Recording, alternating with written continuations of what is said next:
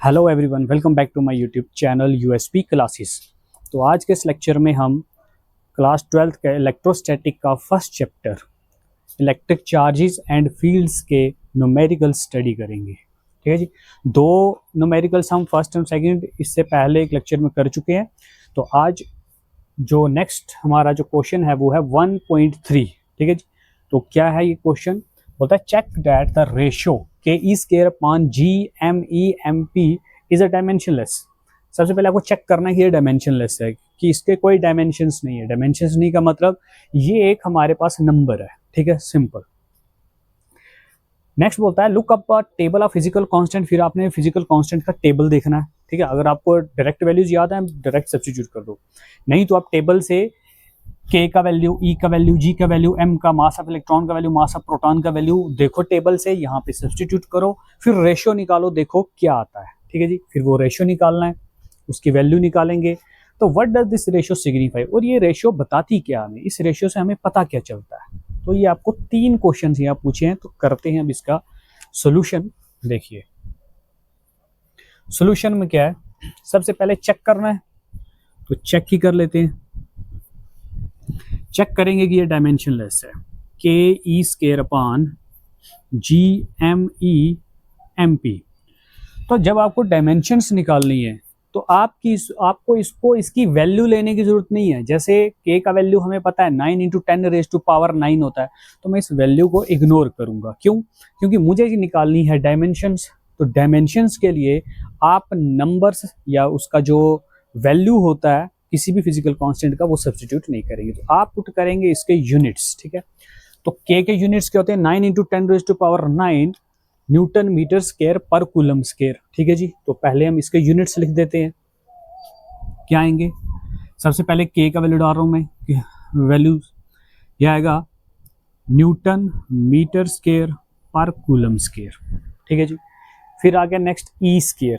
E square मतलब electron. ठीक है जी। तो इलेक्ट्रॉन के यूनिट क्या होते हैं? कूलम। तो इलेक्ट्रॉन के ऊपर स्क्वायर है यहाँ पे, तो यहाँ पे आ जाएगा कूलम स्क्वायर। ठीक है। फिर आ जाएंगे डिनोमिनेटर में, आ गया जी। जी इज अ ग्रेविटेशनल कांस्टेंट, जिसका वैल्यू होता है 6.67 इंटू 10⁻⁻11 न्यूटन मीटर स्क्वायर पर के जी स्क्वायर। ठीक है जी। तो अब यहाँ पे मैं जी का वैल्यू सब्स्टिट्यूट करूंगा। जी के जो यूनिट्स होते हैं वो होते हैं न्यूटन मीटर स्क्वायर पर के जी स्क्वायर। तो पर के जी स्क्वायर जो है ऊपर लिखा जाएगा, डिनोमिनेटर में लिखूंगा वो ऊपर चला जाएगा। ठीक है। मास of electron, mass of proton, अरे मास तो होता ही केजी में है, तो मास ऑफ इलेक्ट्रॉन के यूनिट भी क्या होते हैं? केजी। मास ऑफ प्रोटॉन के भी क्या होते हैं? केजी। बस सिंप्लीफाई करेंगे, हम चेक कर देंगे कि डायमेंशनलेस है। तो यहां से देखो coulomb square cancel out, newton newton cancel out, metre square cancel out, यहाँ बच गया केजी स्क्वायर। डिनोमिनेटर में केजी इंटू केजी है, तो ये भी तो केजी स्क्वायर ही हुआ, ये भी दोनों सेम है। तो क्या आया मेरे पास? 1। दैट इज, इसकी अगर मैं डायमेंशंस लिखूं, ना यहाँ पे m का कोई मास आ रहा है, ना यहाँ मेरे पास कोई लेंथ बची, ना यहाँ पे मेरे पास कोई टाइम आया, तो ये आ गया इसका डायमेंशनल फॉर्मूला। तो इट इज अ डायमेंशनलेस। तो ये क्या आया? It is dimensionless. चेक्ड। तो ये हमने चेक कर दिया। ठीक है जी। तो पहला तो हमें इस क्वेश्चन में ये चेक करना था कि ये डायमेंशन लेस है। अब आपको इसका रेशियो निकालना है। देखो अगर आप इसकी तरफ गौर करें, के ई स्क्वायर और ये नीचे जी एम ई एम। अब आपको पता है के लगता है कूलम्स कांस्टेंट में, कूलम कांस्टेंट है कूलम्स फोर्स में, जी आता है ग्रेविटेशनल फोर्स में। तो कहीं ना कहीं ये जो दोनों कांस्टेंट हैं ये इलेक्ट्रिक और ग्रेविटेशनल फोर्सेस के कांस्टेंट्स आ रहे हैं। तो इसका मतलब ये जो ऊपर जो वैल्यू है ये इलेक्ट्रिक फोर्स का है, ये क्या है? ग्रेविटेशनल फोर्स का। ठीक है। तो अब हमने इसी का रेशियो निकालना है। तो देखिए इसी को हम कंपेयर कर लेते हैं। यहां पे मैं लिख देता हूं, देखिए फोर्स ऑन इलेक्ट्रिक चार्ज कितनी होती है? ये फोर्स बिटवीन इलेक्ट्रिक चार्जेस कितनी होती है? K Q1 Q2 upon R square. पहला चार्ज भी यहाँ पे E है, दूसरा चार्ज भी इलेक्ट्रॉन ही है। E इंटू ई कितना हो जाएगा? E square. K E square upon R square. And जो ग्रेविटेशनल फोर्स है वो होता है किसके बराबर? G m1, ठीक है, m2 यही होता है। तो यहाँ पहला मास इलेक्ट्रॉन का है, दूसरा मास प्रोटॉन का है। डिनोमिनेटर में आएगा डिस्टेंस का स्केयर। तो डिस्टेंस यहाँ कितना लिया जाएगा, आर स्केयर। जब मैं दोनों को डिवाइड करता हूँ विच इम्प्लाइज, तो F E upon F G electric force और ग्रेविटेशन फोर्स का रेशो निकलेगा। आर स्केयर कट हो जाएगा, मेरे पास बचेगा K E square upon G M E mass of electron into mass of proton.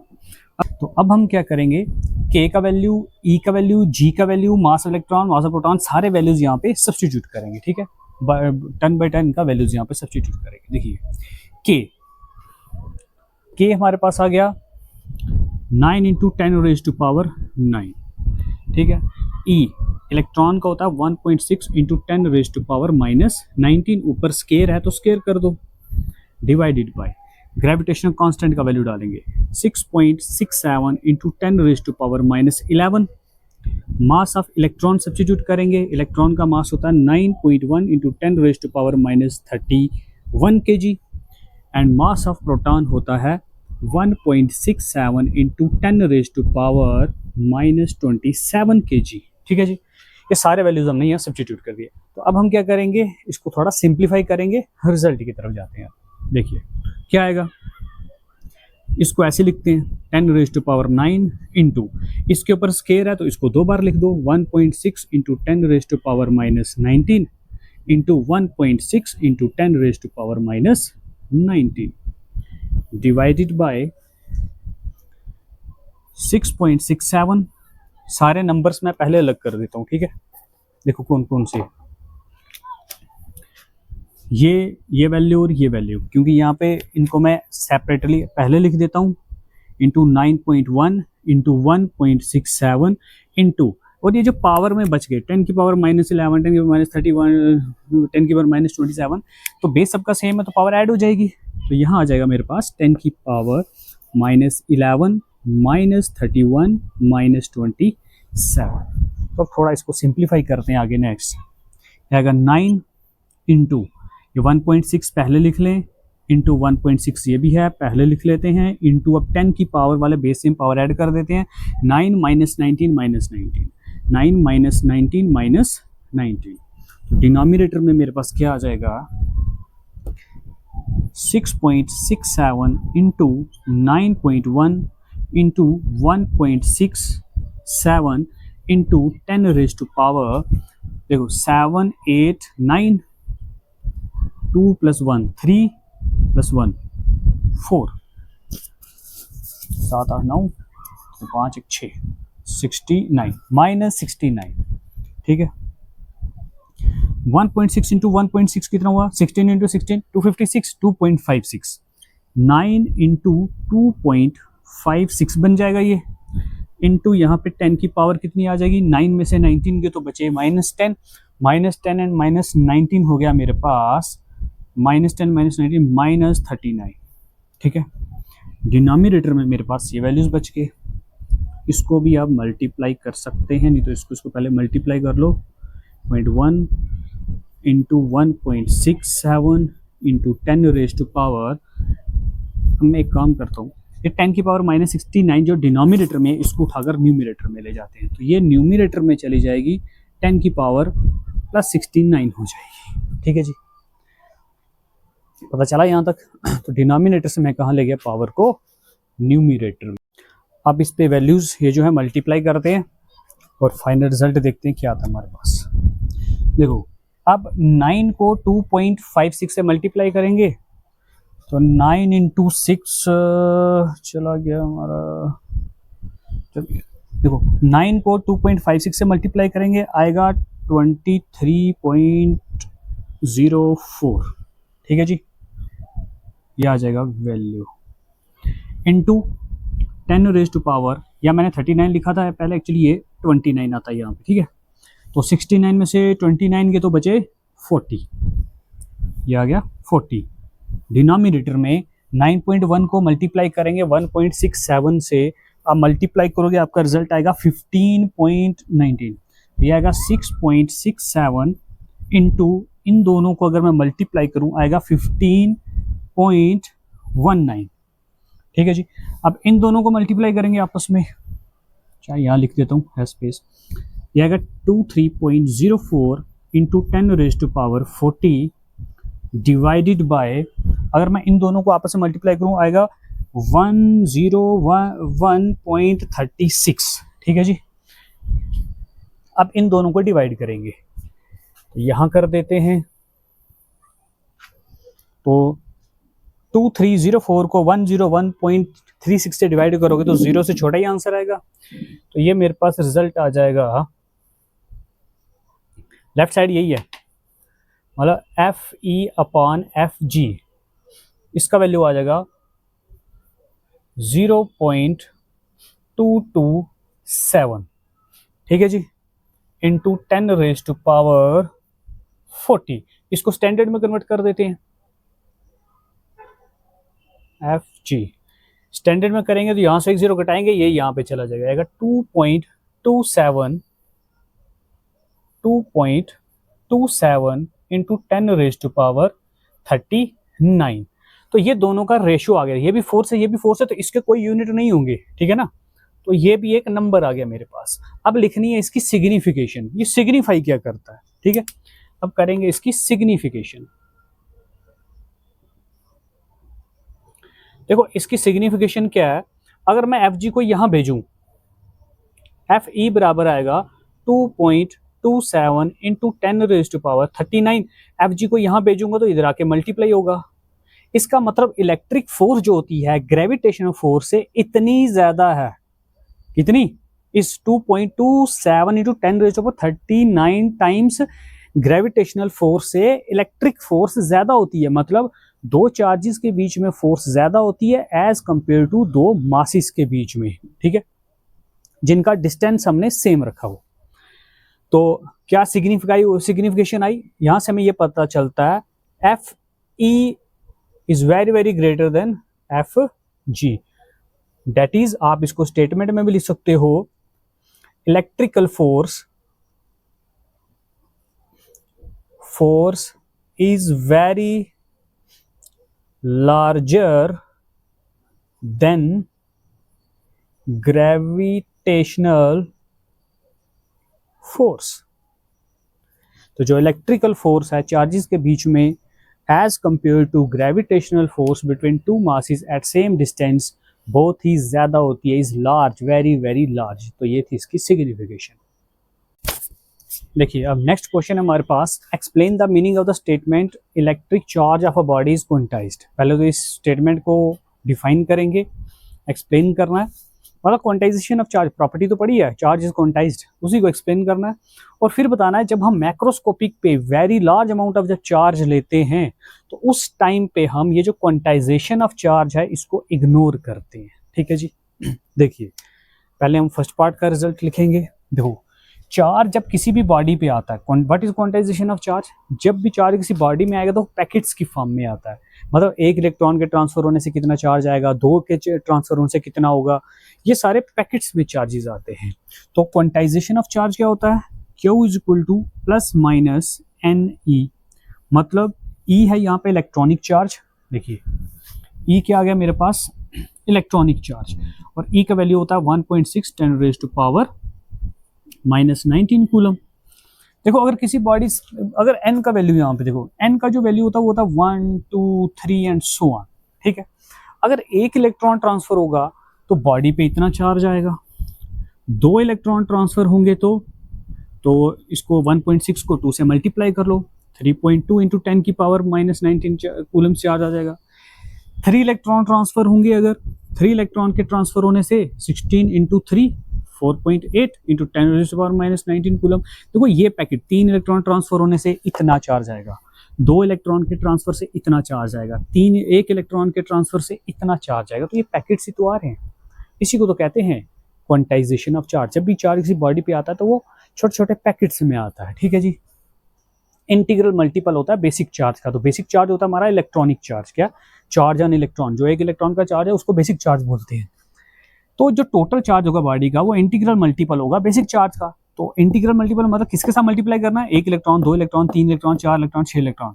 Electron तो एक से स्टार्ट होगी ना, -1 इलेक्ट्रॉन तो नहीं ना ट्रांसफर हो सकती, तो एक से चीज स्टार्ट होगी, 1 इलेक्ट्रॉन ट्रांसफर या 2 इलेक्ट्रॉन ट्रांसफर, 3 इलेक्ट्रॉन ट्रांसफर, तो उस हिसाब से वो पैकेट्स में चार्ज आता है। तो इसी को बोलते हैं quantization of charge. Charge in body is integral multiple of basic charge.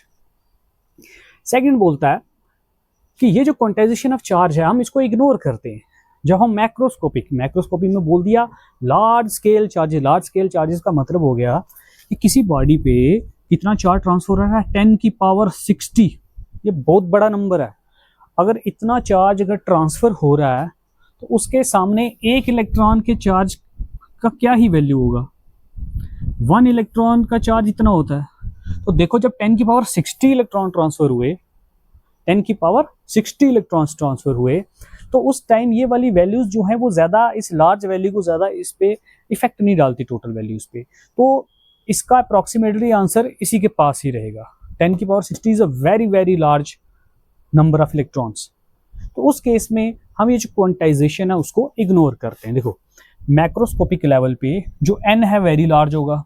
Very large क्या हो सकता है, n हो सकता है 10 की पावर 60 e। ये लो जी, यहाँ पे मैंने n का वैल्यू कितना लिया हुआ है, यहाँ पे n का वैल्यू लिया 10 की पावर 60। तो भाई 10 की पावर 60 का मतलब होता है 1 के आगे 60 जीरो डालो, इतना बड़ा नंबर। 7 जीरो पे तो करोड़ आ जाता है, तो 60 पे कितना बड़ा नंबर आएगा, तो हम रीड भी नहीं कर सकते उसको इतना, तो उसको रीड करने में भी डिफिकल्टी होगी। तो जब इतना चार्ज आ गया किसी बॉडी पे मैक्रोस्कोपिक लेवल पे, फिर ये 1 2 3 4 6 10 20 इलेक्ट्रॉन्स के ट्रांसफर कम ज्यादा होने से कोई टोटल वैल्यू पे इफेक्ट नहीं पड़ता है। तो जो n का वैल्यू है वो बहुत ही लार्ज होगा as compared to the value of e। e का वैल्यू क्या हो जाएगा, स्मॉल।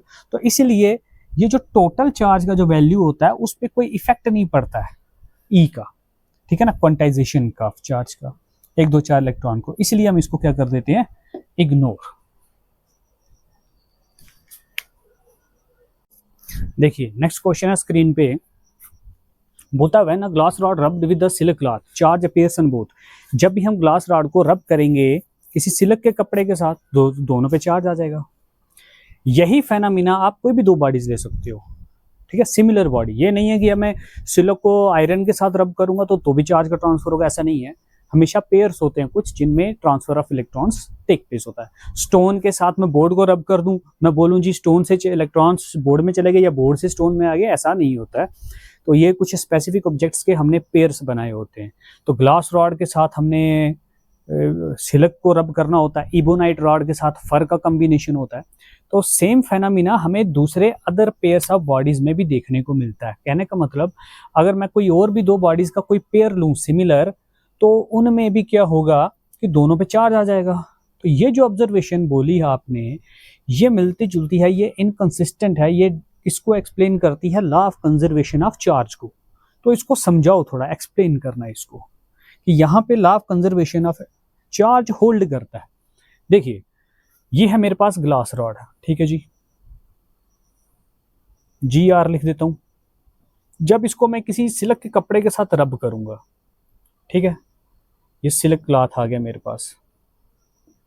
जब इसको रब करूंगा, लेट सपोज यहां से इलेक्ट्रॉन ट्रांसफर हो गए इधर, तो सिल्क पे आ गया नेगेटिव चार्ज, तो ग्लास रॉड पे आ जाएगा पॉजिटिव चार्ज। तो जितने इलेक्ट्रॉन्स यहां से यहां आएंगे, जितने इसने इलेक्ट्रॉन गेन किए उतने ही इलेक्ट्रॉन ग्लास रॉड ने लॉस किए होंगे। तो ये दोनों चार्जेस इक्विवेलेंट ऑपोजिट हो गए। तो जहां से इलेक्ट्रॉन लॉस हुए, डेफिशिएंसी हुई, पॉजिटिव चार्ज, जहां पे इलेक्ट्रॉन की एफिशिएंसी हुई वहां पे आ गया नेगेटिव चार्ज। तो जब भी आप दो पेयर कोई भी रब करेंगे तो चार्जेस का ट्रांसफर होता है। तो जितना चार्ज ए बॉडी पे आएगा उतना ही बी बॉडी पे आएगा।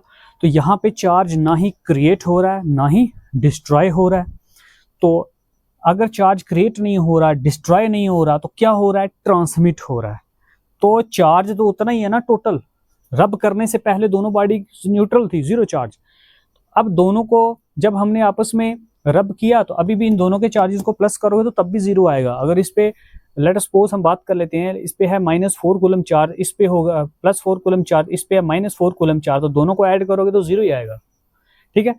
तो charge before rubbing and after rubbing total charge जो होगा वो क्या आएगा, सेम। तो इसका मतलब चार्ज ना ही क्रिएट हुआ ना ही डिस्ट्रॉय हुआ, ये सिर्फ ट्रांसमिट हुआ। तो इसी को कहते हैं कंजर्वेशन ऑफ चार्ज। तो ये कंसिस्टेंट है, मिलता जुलता है, एक्सप्लेन करता है, ओबे करता है law of conservation of charge की स्टेटमेंट को। देखिए नेक्स्ट क्वेश्चन है हमारे पास 1.6, बोलता है 4 point charges QA 2 microcoulomb, QB -5 microcoulomb, QC 2 microcoulomb, QD -5 microcoulomb, इनको हमने एक स्केयर के कॉर्नर्स पे लोकेट कर दिया। ABCD हमारे पास स्केयर है, ठीक है, तो इसके कॉर्नर्स पे हमने इसको लोकेट कर दिया। अब ये क्वेश्चन मैंने एडवांस लिख दिया है, एक्चुअली इससे पहले वीडियो बना चुका हूँ, कैमरा यहाँ ऑन नहीं था, तो अब मैं ऑलरेडी लिखा हुआ है वहीं से समझा रहा हूँ। ABCD 4 पॉइंट आगे, यहाँ पे चार्ज है 2 माइक्रोकूलम का, B पॉइंट पे चार्ज है -5 माइक्रोकूलम का, C पॉइंट पे चार्ज है 2 माइक्रोकूलम का, D पॉइंट पे चार्ज है -5 माइक्रोकूलम्स का। और हमें पता है कि जो डायगोनल्स होते हैं स्केयर के तो बाइसेक्ट करते हैं, इसका मतलब OB, OD, OA, OC ये सारे के सारे क्या आएंगे बराबर, डिस्टेंसेस आगे बराबर। तो इसके सेंटर पे मैंने रख दिया एक 1 माइक्रोकूलम का चार्ज, तो बताओ इस पे टोटल फोर्स कितनी एक्ट कर रही है, तो वही निकालेंगे। देखो अब O से लेकर B का डिस्टेंस, O से लेकर C का डिस्टेंस बराबर, O से लेकर C का डिस्टेंस और O से लेकर A का डिस्टेंस क्या आ गया बराबर। देखो ये चार्ज है पॉजिटिव, 1 माइक्रोकूलम मैंने सेंटर पे रखा है, ये भी है पॉजिटिव, तो पॉजिटिव पॉजिटिव को इस तरफ रिपेल करेगा, तो इसकी फोर्स इस पे जो होगी वो होगी F1। C पॉइंट पे जो चार्ज है वो पॉजिटिव है, सेंटर में चार्ज भी पॉजिटिव है, तो ये चार्ज इस चार्ज पे उस तरफ फोर्स लगाएगा, रिपल्शन करेगा उस तरफ, तो इसकी जो फोर्स QC चार्ज की 1 माइक्रोकूलम पे चार्ज जो है वो आ गई आउटवर्ड F2 से लिख दी।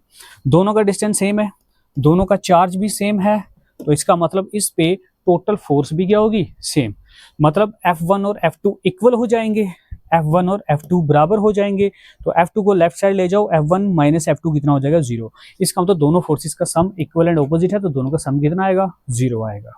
सिमिलरली अब हम O से B का डिस्टेंस और O से D का डिस्टेंस भी तो बराबर है, तो ये चार्ज और ये चार्ज भी तो सेम है, ये नेगेटिव है सेंटर पे पॉजिटिव है, ये नेगेटिव है सेंटर पे पॉजिटिव है, तो नेगेटिव चार्ज इसको इस तरफ अट्रैक्ट करेगा, तो ये चार्ज इस पे फोर्स लगा रहा है इस तरफ, F3 से मैंने लिख दिया, और ये जो D पॉइंट का जो चार्ज है इस 1 माइक्रोकूलम को खींच रहा है नीचे की तरफ, F4 फोर्स लगा रहा है, तो ये दोनों फोर्सेस भी क्या होंगी बराबर। तो अगर ये दोनों फोर्सेस भी क्या होंगी बराबर, तो इसको लेफ्ट साइड ले जाओ, माइनस कर देंगे तो टोटल कितना आ जाएगा 0। तो इसका मतलब ये फोर्स और ये फोर्स भी, इन दोनों का भी वेक्टर सम 0, इन दोनों का भी वेक्टर सम 0, तो टोटल फोर्स कितनी एक्ट करेगी इस पॉइंट चार्ज पे 0। तो नेट फोर्स जो टोटल फोर्स जो एक्ट कर रही है 1 माइक्रोकूलम चार्ज पे वो भी कितनी होगी 0। ठीक है, इसको आप मैथमेटिकली एक और तरीके से भी एक्सप्लेन कर सकते थे, क्योंकि हमने साइड का यहाँ पे यूज नहीं किया। लेट्स सपोज स्केयर के अलावा हमारे पास कोई इरेगुलर मतलब रेगुलर फिगर नहीं होती, इरेगुलर होती, जिसकी साइड हमें नहीं पता होती, इस तरीके की कोई फिगर होती, लेट्स सपोज इस तरीके की, यहाँ पे चार्ज रखा होता, ये डिस्टेंस अलग होता, ये अलग होता, ये डिफरेंट, ये डिफरेंट, ये डिफरेंट, सारे डिस्टेंसेस अलग अलग होते, तो हम फिर इसकी फोर्स निकालते, इसकी फोर्स निकालते, इसकी चेक करते, इसकी चेक करते, इसकी सारी चेक करते, फिर टोटल वेक्टर सम करते। तो इस केस में सारे डिस्टेंसेस सेम थे, तो आप डायरेक्ट भी निकाल सकते हैं, नहीं तो ये अगर 10 है तो ये इसका पूरा डायगोनल निकालो, डायगोनल का हाफ करो, 10/√2 आएगा, तो फिर उस डायगोनल की हेल्प से भी आप वो डिस्टेंस मानकर फोर्सेस निकाल सकते हैं। लेकिन इतना इसको करने की जरूरत नहीं है, रेगुलर फिगर में इजी होता है, तो हमने डायरेक्ट कंसेप्ट लगाया। इरेगुलर अगर होता तो फिर हम डायगोनल्स के जो बाइस ये जो डिस्टेंसेस लिए ना ये वाले, फिर पूरा Q1 Q2/R² पूरा हम वो फार्मूला लगाते, फिर सिंप्लीफाई करते। तो आज के लिए इतना ही। तो आज हमने इसके 1.6 क्वेश्चन तक कर लिए फर्स्ट चैप्टर के। अब जो नेक्स्ट क्वेश्चन हैं वो अब नेक्स्ट वीडियो में हम डिस्कस करेंगे। Thank you so much.